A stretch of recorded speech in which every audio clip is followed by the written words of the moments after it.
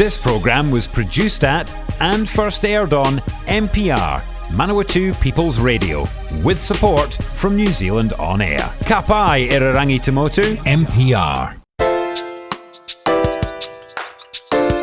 Kia ora and welcome to Reserved Recommendations, a show about problematic faves, great trash, difficult art, and our complex relationship with art and entertainment. My name's Hugh, I'm the host, and I'd like to put in a very mild content warning for this show as a whole. Sometimes our recommendations on this show are reserved just because the thing that we're discussing is in some way not good.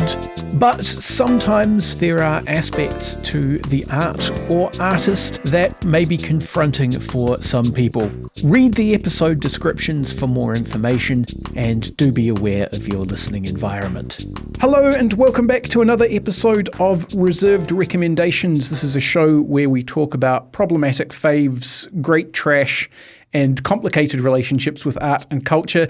Today I am joined by Zach Rodgers to talk about something that kind of spans all of those spaces. Firstly, hello Zach, how's it going? Good, Hugh. How you doing? I'm doing very well, thank you. I'm doing very well. This is the first of these episodes that we've recorded in the actual radio studio rather than over Zoom. So being in a room with a person is slightly strange. But aside from that, I'm going quite well. People, I haven't seen them in months. I know, it's very odd. Like people that I'm not related to, it's. So the thing that we're talking about today, as I say, it does kind of span the space between kind of problematic fave in some ways, great trash in others, and definitely a complicated piece of art is a thing called the SCP Foundation. So I guess a good place to start is how would you try and explain the SCP Foundation to someone who'd never heard of it at all? You see, I figured this was the first question that was going to come and I'm terrified of it. So the SCP Foundation, it started out as a collaborative online creative writing project, loosely in the theme of sci-fi horror. So it centers around a government foundation, a secret government foundation called SCP, which stands for Secure, Contain, Protect. And basically they're like edgy Ghostbusters. So their job is to find anomalies and supernatural things in the world and basically lock them away so nobody ever knows they exist and they can't hurt anyone. And it's written as a series. Some of them are short stories, some of them are novel-length stories, but most of them they're like written as very clinical, like containment reports for these monsters and these objects and things. And it's a very interesting piece of writing. It is a really interesting piece of writing, and I think that's a great place to start is the kind of initially collaborative nature of it. 'Cause my understanding is that it sort of grows out of creepypasta culture. So that, again, is a confusing term. So I'll do a really, really, really quick internet history lesson. There's a website called Something Awful, which was set up for people to laugh basically at bad and embarrassing websites and terrible web design. And that mutated in its forums until some of those forums split off and became basically that's where 4chan comes from, if you've heard of 4chan. And between the Something Awful forums and 4chan, pretty much every meme that people who just know about memes rather than being deep into internet meme culture know about, that's where that stuff comes from, and also a whole bunch of really awful, ugly stuff that we won't get into right now. One of the things that happened in both of those forum spaces is that people would just copy-paste stuff that other people had written, and that was derisively referred to as copypasta. Then they started to get used for sort of creative outlets by people. One of the ones, the really popular forms for this was kind of like friend of a friend or urban legend stories, and which are often kind of horror adjacent at least, and those got called creepypasta, and then creepypasta became sort of a force unto itself, almost like a fan fiction community, and then that kind of collaborative storytelling to each other, trying to scare other people on the internet, like telling spooky stories around a campfire, is what's kind of given rise to the SCP Foundation, which is sort of like a form to do creepypasta in almost. Definitely. It does seem like it's just naturally progressed on from creepypasta. In fact, one of the main ones that they do on there is like an urban legend creepypasta. They have their own version of the Mothman on there. And it's really funny because you talked about trying to scare each other with things. And the SCP version of the Mothman, it gets very meta because it's like, guys, we have to keep telling each other stories about the Mothman to stop him from getting more powerful, because that's what he does in the SCP Foundation. If nobody knows about him, he gets stronger, and yeah. Well, that's one of the things, I guess, that's been striking about creepypasta. Something about the way that it's kind of locked into the hindbrain of people on the internet means that we're now in a situation where we're admittedly very mentally unwell people, but still, some young, highly susceptible and somewhat mentally unwell young women did attack someone in order to placate the Slender Man, which is an entirely fictional creation, to the point where, unlike a lot of creepypasta, you can actually even trace it back to the original author who invented the entity. So something about it is very strange and powerful, and I guess that's part of the appeal for SCP for me, is that even though they've got this very specific kind of science report kind of tone, they do hit those urban legend kind of bits of your brain. Definitely, yeah. I think my favorite thing when they do that is that they're very much all about making the reader enjoy not knowing the full story. There's this thing in creative writing where usually making it so that the reader doesn't understand your story by the end is a bit of a taboo, but SCP takes that and flips on its head. So a lot of the time, because the subject matter and these made-up monsters and creepypasta-inspired things are so mysterious and anomalous and unknown, that you sort of go into it expecting that you're not going to understand it any better by the end. And I kind of, it's a weird thing. I almost really enjoy that. Yeah, there's kind of a deliberately absurdist edge to quite a lot of the SCP entries as well. Like, I'm getting a bit confused because I've just recently been watching a bunch of video essays about the game Control, which is a video game that takes a lot of influence from SCP. Mm-hmm. And one of the things in Control, which is very SCP-like, is a refrigerator that needs to be permanently observed by a human subject. Otherwise, something terrible will happen. Yeah. I think I've seen this. Yeah. And so, like, it's that kind of some of the entries are things that go bump in the night in the traditional sense. There are scary monsters, but there are also just a refrigerator that will do something bad if you don't watch it. Or there's an entire class, I can't remember what the class is called now, of SCPs which are not directly threatening, but still weird enough that they need to be contained. Yeah, I think, Euclid. They call it Euclids, yeah. It's funny, one of those, when you talk about like fridges and stuff, one of the Euclids, it's called the Ticket to Ride. It's not actually called the Ticket to Ride. Most of them just have like called like SCP-001 or 002 because it's science, but the nickname of one of them is the Ticket to Ride. And it's basically just a train ticket. And if you use it to actually board a train, you can never get off the train. It just keeps going forever and ever and ever, and you get really scared and paranoid and things. So, how did you find your way into being into the SCP Foundation, and what is the kind of hook for you?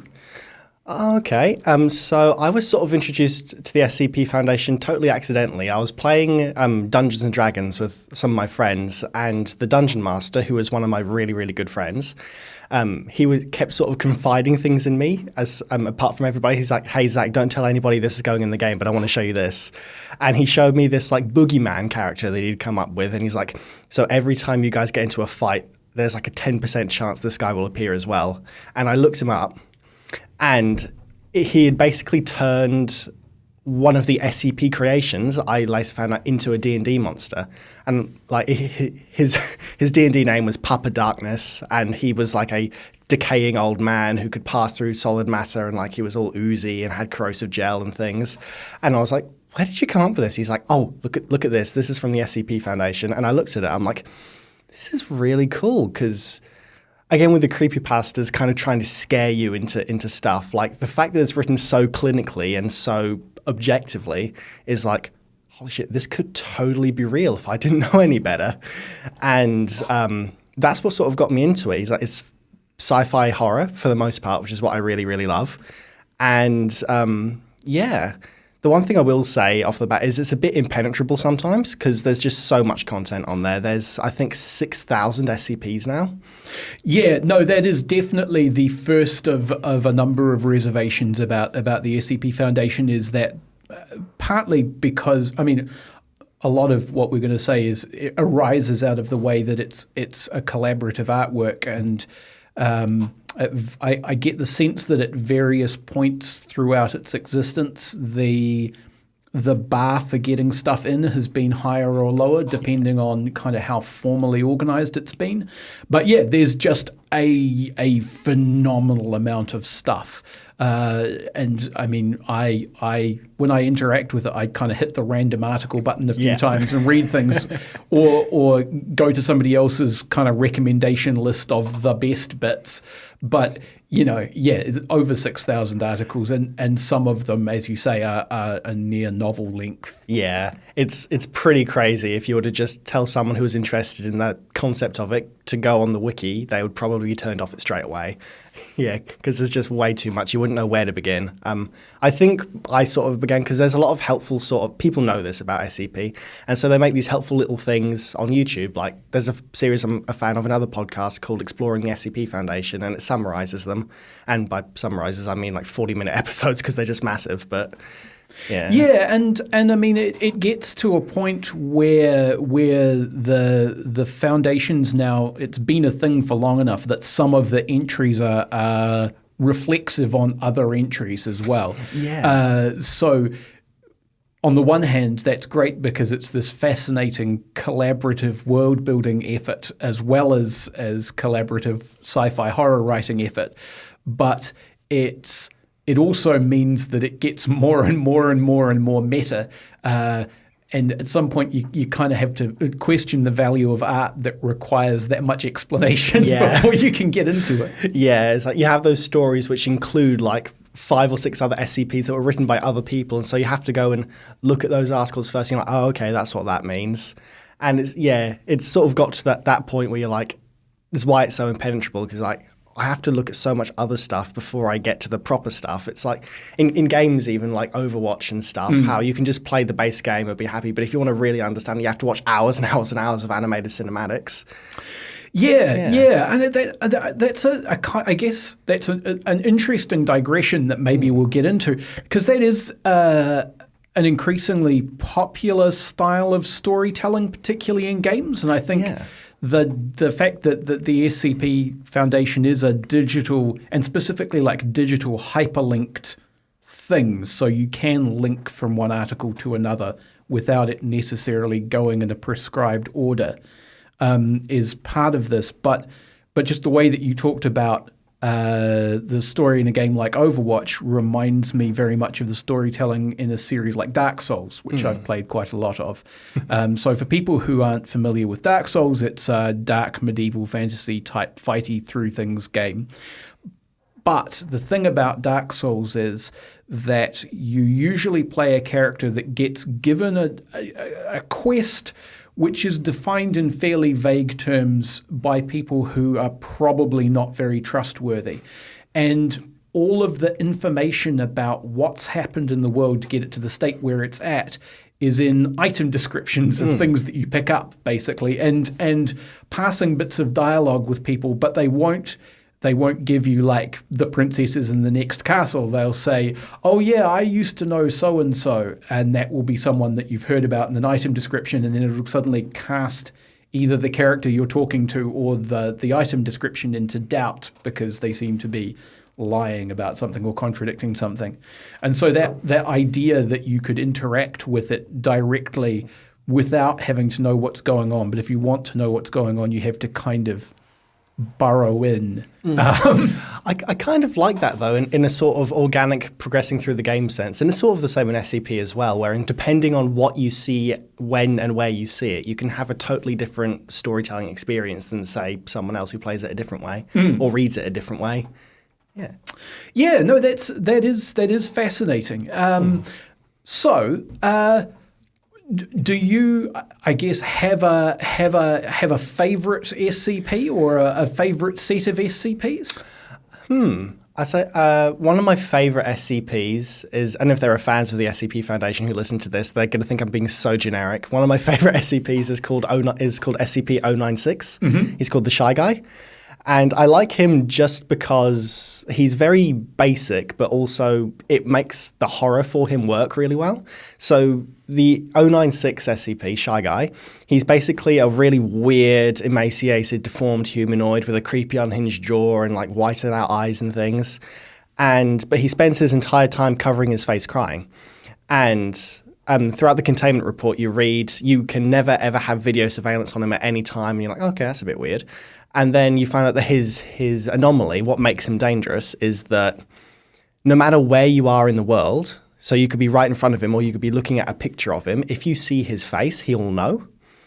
And if you see his face, he gets so upset that he will run to the ends of the earth to kill and eat you. And so like you can be right in front of him and see his face in person, or you can just like be Facebook messaged a picture of his face and he'll like run from America to, I don't know, Poland or something. And eat you. And I'm like, that's terrifying. Yeah.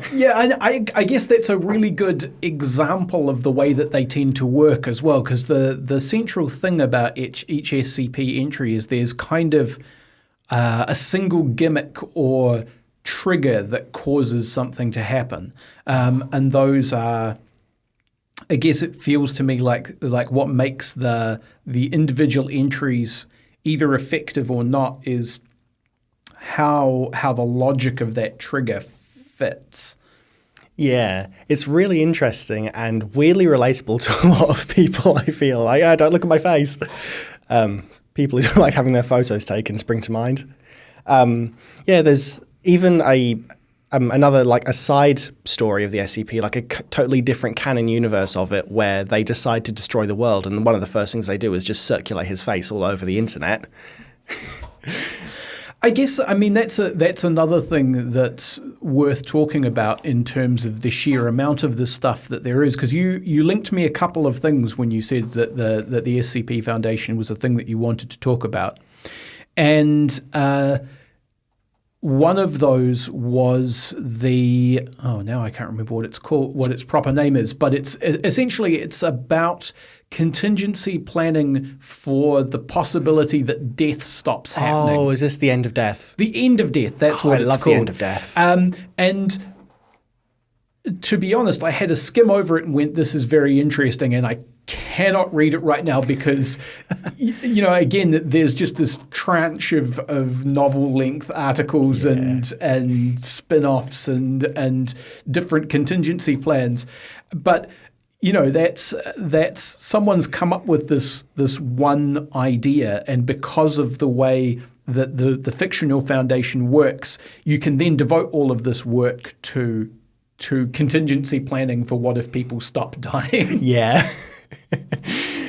Yeah, I really like it. And with all these contingency plans and the ways that they put it together, like you can read it as everything in the SCP Foundation is meant to be taken with a grain of salt. Like there's no central canon to it because there's a lot of articles, like as we were talking about before, a lot of people building off other people's work. So there's no real unifying single, this is truly what happens thing. So you get to kind of believe or disbelieve whatever you like about any of these stories. And I really like the end of death because essentially, without delving too deep into spoilers for it, it's essentially because they decide in an attempt to stop death, they accidentally shoot the Grim Reaper in the head and kill him. And then they're like, oh, now people aren't dying at all because we just shot the Grim Reaper. Like just the absurdity of that, but then like the actual pretty existential horror that comes after it. You're like, oh wait, this isn't funny anymore. Yeah, no, it reminds me of the best of that what that whole nerdy kind of pastiche horror thing can do is really drilling down into the details. The thing that sticks in my head is that someone's worked out the maths on if everything stops dying, not just humans, how long does it take for the biomass of insects to overwhelm everything else that's on the planet? And what do we try and do about that? Yeah. It's an insane thing to think about. Whoever wrote all of this stuff, they devoted a lot of time to it. But yeah, no, if in a world where you can't even kill a fly, well, I don't want to live in a world where there's a tsunami of flies going around everywhere. So, maybe at this point we talk a bit about reservations. We did mention initially that there's just a phenomenal amount of SCP material, and that's a massive thing to wade through, and obviously it makes it very difficult to distinguish the stuff that's worth reading from the stuff that's less worth reading. Yeah. Did you have other concerns? I had the sense from you that there were perhaps authors who were less kind than others. Yes. Yeah. So the impenetrability thing was definitely the main concern, but YouTubers who summarize help with that. I think the main sort of reservation for someone I'd be recommending SCP to is that it does not shy away from anything at all. Like, so that it's gruesomely violent a lot of the time. There's the shy guy who will chase you down to the ends of the earth and kill you and eat you. There's things that turn you inside out. There's like Lovecraftian flesh monstrosities. There's all sorts of stuff where if you read that and you're going, what the hell was on this person's mind? There is some quite disturbing imagery in it. They don't shy away from children dying a lot of the time. There's a disturbing amount about children being experimented on to create some of the monsters in it, which would probably be quite a big red flag for a lot of people. And yeah, a lot of the time the subject matter is very sort of evocative and of issues that people have today, like especially the end of death one. I found quite existentially terrifying because I'm like, oh my God, what if nobody died? Because there's this one bit in it. There's a company in the SCP universe called Marshall, Carter and Dark, and they're basically anomalous salesmen. Like they exist to make a profit off the supernatural, and they figure out that if you can't die, well, people have started making pills to fake unconsciousness, and they bootleg them, and then they make them so that instead of fake unconsciousness, they make you live out your most vivid hallucinative nightmares. And so there are a lot of people going around in the world who can't die, always having nightmares, and they end up calling them the Screamers. And like, just imagine having a completely unending nightmare with no relief for all eternity. Oh God. And I did not sleep that night. Yeah, I guess that is a good point. I mean, it reminds me of the feeling of like, this is a thing that will turn into a digression, but I promise there's a point to it. There was a new shopping mall constructed in my hometown in Dunedin, and I was wandering around it with friends, and we went through like the doors that take you to the elevators and then another door. And then we suddenly found ourselves in this kind of completely anonymous concrete space of just endless landings and stairwells and landings and stairwells. And I mean, this is partly being teenagers at the time and then kind of deliberately psyching ourselves out. But going from this highly curated, very public, very shiny space into the most anonymous space possible with no indication of where anything was, had this kind of profoundly unsettling effect on everybody.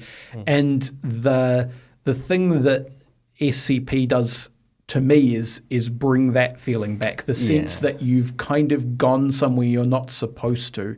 And the world doesn't operate on rules that suit you anymore. I think that's hitting the nail right on the head, actually, about it. Unsettling. Yeah, it's like the, oh crap, I'm not supposed to be here thing. Yeah, I think there is an SCP where it's just an unending stairwell as well. So, probably. I mean, I guess the other thing is that because it's a collaborative internet project, it's going to Magpie from everywhere, and so I'm pretty sure I've read. I mean, because this is a thing I've dipped in and out of a few times. I'm pretty sure I've read stuff that cribs, for example, from House of Leaves, which is a horror novel about a house that is bigger on the inside than on the outside and somehow malevolent, and which starts to warp the text as you read it. Yeah. And so, I'm sure that they've borrowed a concept like that somewhere. Oh, yeah. Yeah, it's very cool when they do the really meta ones, the freakiest ones, where it describes what the SCP does, and then it actually starts doing that to the text. Like there's one where the SCP's whole gimmick is you can't. It steals any information about itself. So if you speak about it aloud, it will kidnap you. If you write about it, it will turn up and steal the pages. And so I think this one was written for a competition, for an SCP competition of who could write an SCP in the least words. And of course, the person who did this one used no words because you can't talk about this SCP because it will steal the information. And so I was like, it somehow makes the fictional very real, even though you know it's not. Yeah. Yeah. No. I think that's a fascinating point, and that's a thing that we'll talk about more. But we are roughly at the halfway point for the show, so we will take a break, and we will be back right after this. If you're a fan of NPR, listening to our podcasts and live stream has never been easier. Just search for accessmedia.nz on the App Store or Google Play and download the app with the kiwi fruit logo. Once you've got it, pick Manawatu People's Radio from the list of stations and go find your new favourite show. Support this show and others like it by giving a donation. For more information, go to www.mpr.nz/donate. You're on Reserved Recommendations. This is a radio show and podcast where we talk about great trash, problematic faves, and complicated relationships with art and culture. I'm talking to Zach Rodgers today about the SCP Foundation, which is a sprawling online collaborative fiction project about bad, scary things. Yeah. So what we were talking about just before the break was that the best of the SCPs are really good at kind of communicating their plausibility and unsettling you that way. And I guess combined with the sheer volume of the thing, that's another reservation that I would have about recommending this to someone who I wasn't certain of. Way back at the start of this series, I talked to a guy about a band called The Residents, and in passing, Philip K. Dick came up. And what he was saying is that you have to watch Philip K. Dick, because if you read too much Philip K. Dick at once, you find yourself living in a Philip K. Dick mindset, and that's a very strange and deeply paranoid place to be. Oh, yeah. And because the SCP Foundation is very seductive when you first come across it, you do have this, oh, holy shit, this is cool. This is a great kind of fiction. I got to get more of this. And because there's thousands and thousands and thousands of articles, some of which are enormously long, you could read SCP and very little else for a long time, and I don't think it would be good for you. Definitely not. I mean, the Philip K. Dick thing, I read Do Androids Dream of Electric Sheep on the plane back from the UK earlier this year, and plane is a weird experience at the best of times, but reading that, I'm like, okay. I think, people famously talk about the idea of set and setting with reference to the idea of being careful around psychedelic drugs or other mind-altering experiences. And I think it's important not to underestimate the extent to which fiction can be a mind-altering experience. Definitely, yeah. I've definitely had experiences with some kinds of fiction, and this podcast being what it is, I seem to be having conversations about some of them, where you watch a particular movie and it'll put you out of sorts for a week because it somehow crawls into your brain and lives there. Yeah. And I think certainly the SCP Foundation has the potential to do that. And you mentioned that there's this kind of merciless edge to it. And I think it's worth talking about the way that that's kind of part of the fictional foundation itself. So as you say, they're all written as kind of science reports about anomalous objects that do things that they ought not to, or creatures that are somehow wrong. But there is an authorial voice for those, which is of a science team that works for the Foundation.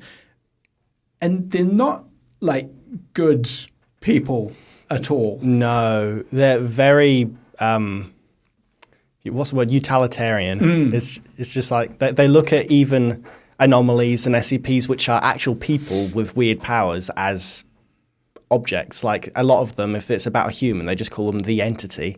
And so there's a lot of dehumanization going on of people who are just essentially people coming into their superpowers and just want to be told how to control them, and they're being treated like science experiments, which is a loss a bit actually weird. Yeah, and a lot of the reports contain accounts of experiments where there are kind of like menial employees of the Foundation, and they're often just kind of fed to artifacts to see what happens. Yeah, it's the D class. The first rule of SCP: throw D class at it till it stops. Yeah, there are these D class characters who are they try and justify it by saying these people that they just feed to the anomalies to experiment on them are all like ex death row inmates who did terrible things, but then you see some of the reports from their perspective, and you're like, no, they're human beings as well, and they're terrified, and you should not do that to them.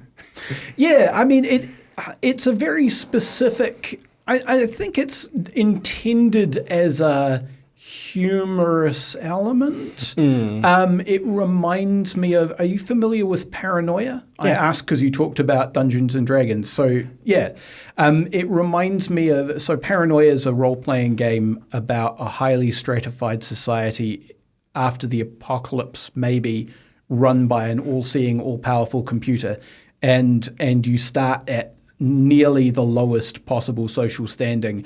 And people treat you as literally disposable. This is the one where you get like a bunch of lives and stuff. Yeah, you have a six-pack of clones. Yeah, you have a six-pack of clones. Because you will die. Yeah. But because Paranoia is from the point of view of these red class, which is like second only to infrared in how low your standing can be, characters. And like everyone is understood to be somehow suspect and liable to being destroyed. The humor seems less mean somehow, whereas I guess another concern I would have with SCP is there is a particular kind of mean-spirited nerd humor, which can get quite hostile. Yeah. Nerd humor like how? Because I didn't really think about this one. Oh, well, so, I mean, I guess the idea of going, well, we're smarter than a class of people and therefore they're disposable. Oh, yeah, I see. It's a particular kind of, I don't know, nerd exceptionalism that has led to some ugly places. Yes, they're definitely treated a lot like the cannon fodder because they're not expected, like the reader, they're not expected to understand anything. And so a lot of the sort of tales that you read, the process is always find anomaly, somebody dies, send in D-class first. And then once they get wiped out, send in someone a bit more, capable. And it is funny in that mean-spirited way that you said. And they're like, oh, let's put the scum out first. Yeah.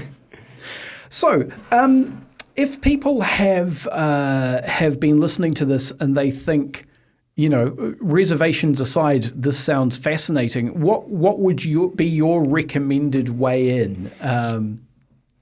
My recommended way in would definitely be, there are a couple of brilliant YouTube channels that were sort of my major gateway in after my friend told me about it. There's one that's called SCP Illustrated, and that one's good because he reads the articles verbatim. So it's very sort of true to the spirit of SCP. And he's a brilliant artist, and he also draws a lot of them, which makes it much easier to visualize, and sort of you can see just how creative it can get and things like that. I think my all-time favorite one, though, is Exploring the SCP Foundation, because that was made specifically because it's so difficult to get into it just from reading the wiki. So he picks out a different one every few days, and he just does sometimes it's 20 minutes, sometimes it's 4 hours. It can go either way.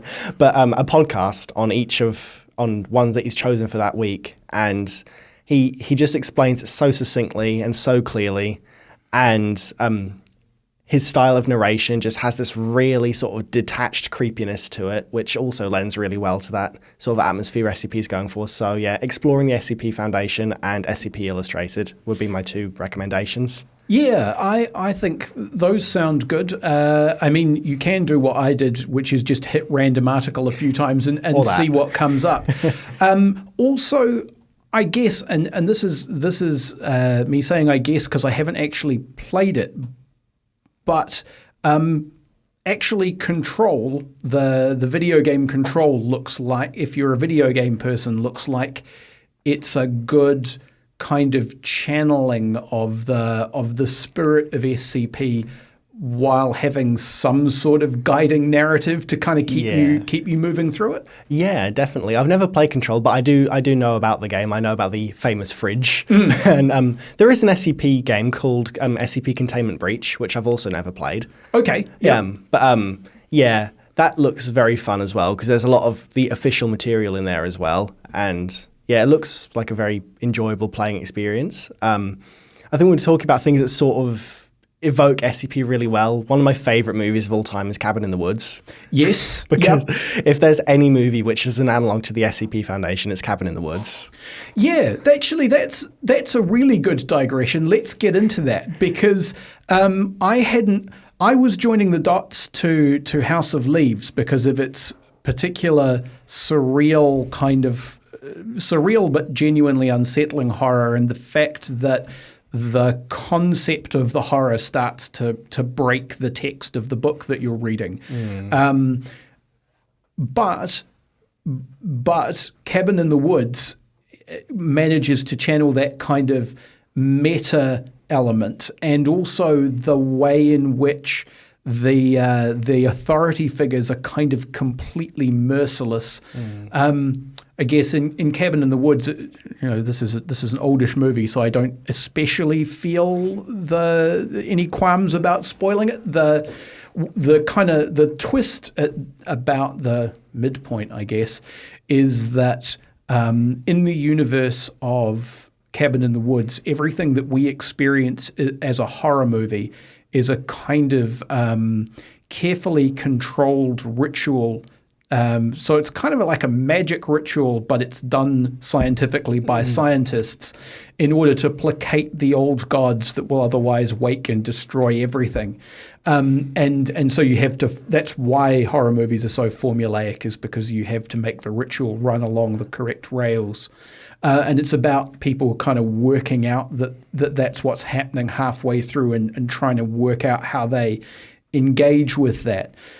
And yes, that's a very good line to draw, because it's kind of like, what if one of the D-class people had kind of a Rosencrantz and Guildenstern are dead moment about realizing the nature of the fiction that they're stuck in.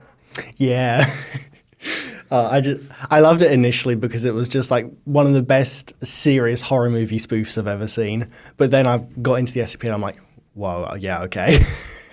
No, definitely. Yeah. And the thing that is great about Cabin in the Woods, let's just we'll digress about that. But the thing that's great about Cabin in the Woods is that it retrospectively improves every other horror movie you've watched, no matter how bad it was. Yeah. Because the explanations for why horror movies are dumb within Cabin in the Woods kind of suddenly make this awful kind of sense. It's great. You can justify watching terrible horror movies like Piranha Double D if you've seen Cabin in the Woods. You're like, I'm watching this horrible psychosexual piranha film because I'm placating the old gods. It's fine. Yeah, well, and the reason that people go tee-hee-hee, let's go skinny dipping with the piranhas is because they've been given mind control gas in order to do that, to make the ritual progress as it is supposed to. Yeah. It's so great. It is very good indeed. So to loop back a bit, you were mentioned a thing about the kind of narrative style of the articles. Do you maybe want to go into that a little bit more? Yeah, definitely. So we talked a little bit earlier about how the fact that you come into the article and leave without necessarily understanding things any better is usually quite a big taboo, a big no-no in most creative fiction and most writing and things. But I actually want to talk a little bit about how I think that's really clever. So one of my favorite things about SCP is that it smashes genres together like they're nothing. Like, for the most part, it's sci-fi horror, but there's also detective stories in there, there's adventure stories. And I think the best sort of blanket term for it would be fantastique, which is a genre which is, it's a little bit a mix of a lot of things. It's just fantastical, basically. And the idea of it is that it's supposed to be incomprehensible because that's the thrill of it, which I really like as a reader because it lets you fill in the blanks yourself. So if an unanswered question is done badly, if you set up a question at the start of a story and it's not answered by the end, everybody's like, oh, well, that's a letdown. Like if you read a Sherlock Holmes story and it ended up being, and Sherlock Holmes never figures out who the killer was, that would be terrible. But the thing about SCP that I really like is that it lets you know from the outset that it is not going to answer any of your questions. And it does that because everything is it's like, all of the information that they have is in the article, and you know that because it's written so scientifically. If you're writing a science article or something, you can't leave things out. It's very unprofessional. And so you get the sense it's like everything which you see in front of you is all the information you'll have. And so it sort of teaches you not to expect anything else. And then you can go and fill in the blanks yourself. You're like, okay, but what if? And I really love that. No, that is an excellent choice, and it means that because you mentioned right back at the start that you got introduced. Just punching the microphone to make it behave itself. That you got introduced to the SCP Foundation through a Dungeons and Dragons game, because you kind of get a set amount of information and no more, and also each thing is quite modular. It lends itself to kind of further borrowing and propagating in that way. Because I mean, you could just borrow an SCP and put it in another story because they're these inexplicable objects that work by rules that can be described but don't really have any reason for existing. And you'll have a fruitful and interesting thing that your characters then have to deal with, or you could use it as a prop in a role-playing game. Yeah, that sort of intertextuality of it works really well because you don't have to make it make sense, which is what I love. Like in the game, the SCP that got put into our D&D game, in the SCP Foundation, he's called the Old Man, and his whole thing is that he's an interdimensional, decaying corpse body thing which drags people into a pocket dimension and eats them. And the explanation for him being in our D&D game from our DM was just, oh, he's this realm's boogeyman. He's the story that you tell your kids to keep them in bed at night. I'm like, cool, works for me. Yep.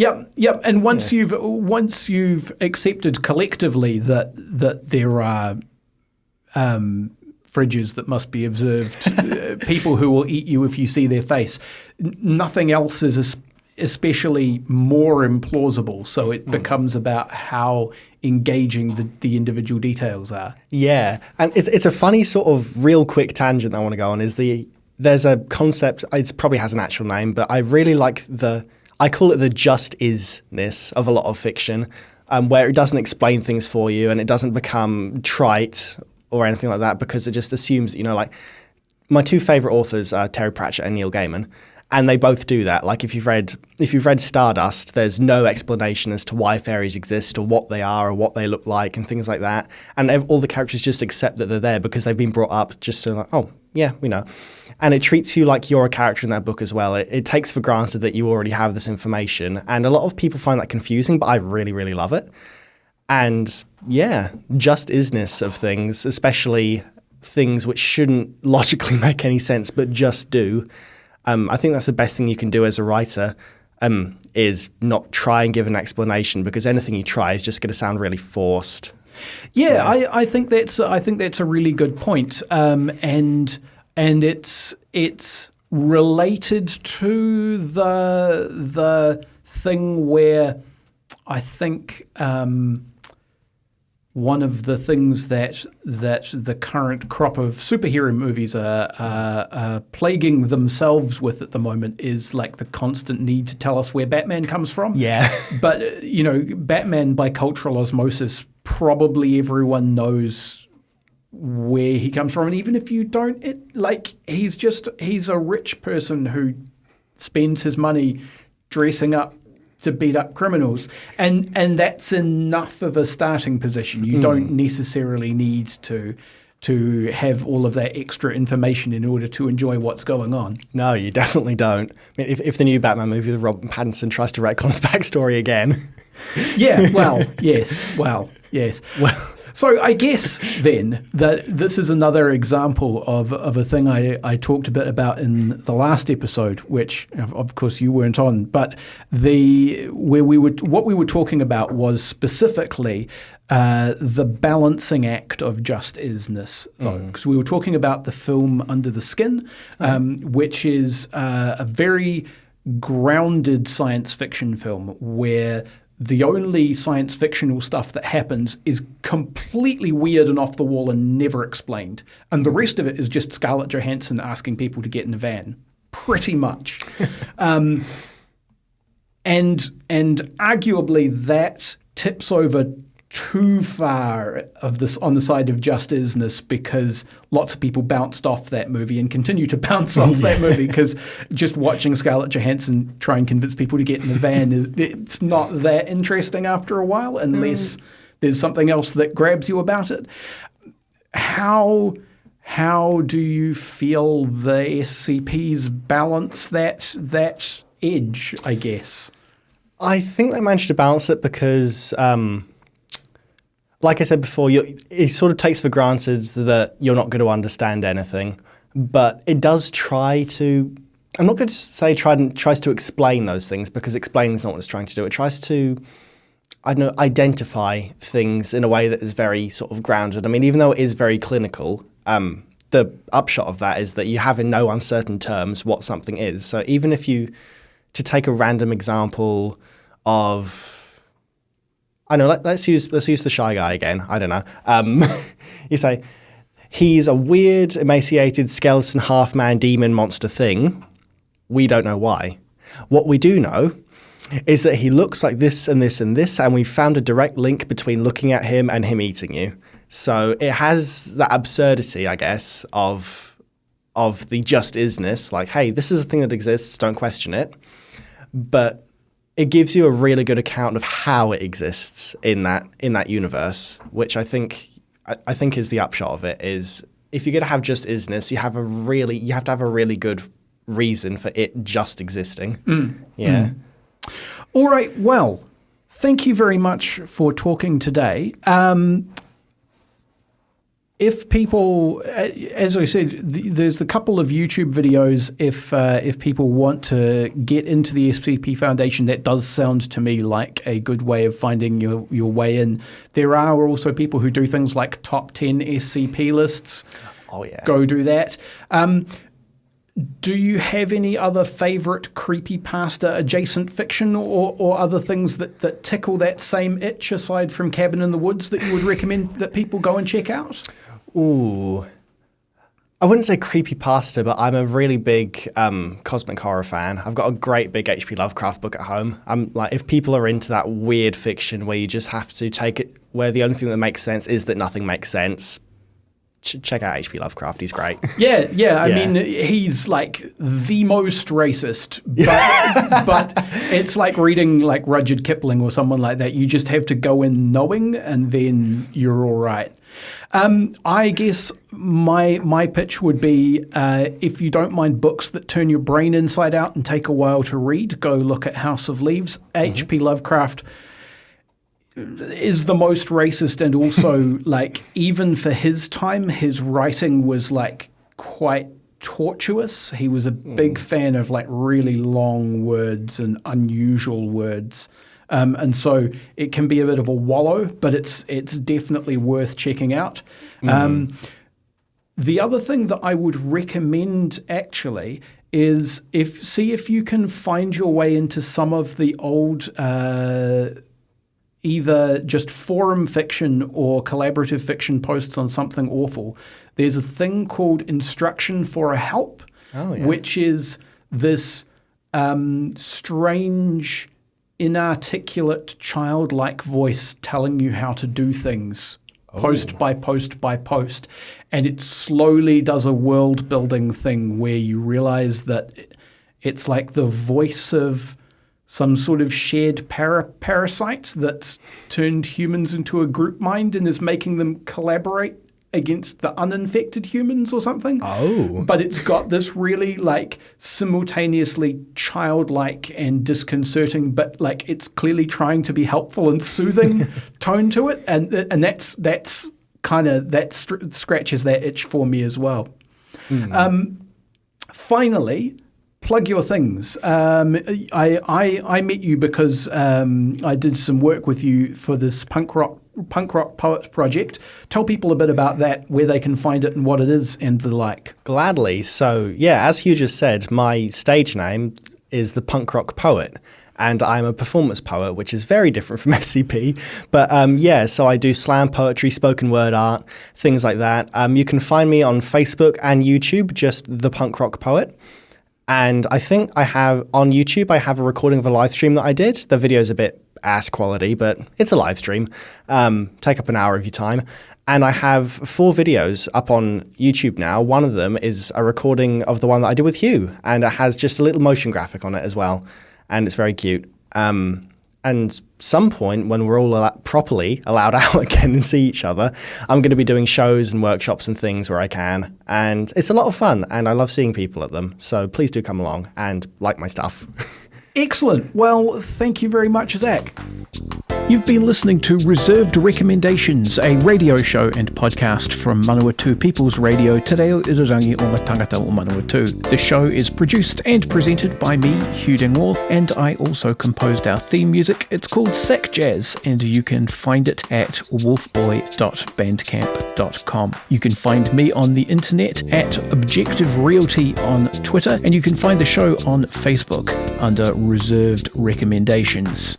If you've got a reserved recommendation of your own, feel free to pitch it to me in either of those 2 places. And if you enjoyed the show, why not go ahead and recommend it to a friend? You can find past episodes at www.mpr.nz/show/reserved on Apple Podcasts or wherever you get your podcasts. And remember, Manawatu People's Radio is a non-profit radio station. If you enjoy this or any of their other fine audio programming, why not fling them a couple of dollars? Go to mpr.nz/donate for more information.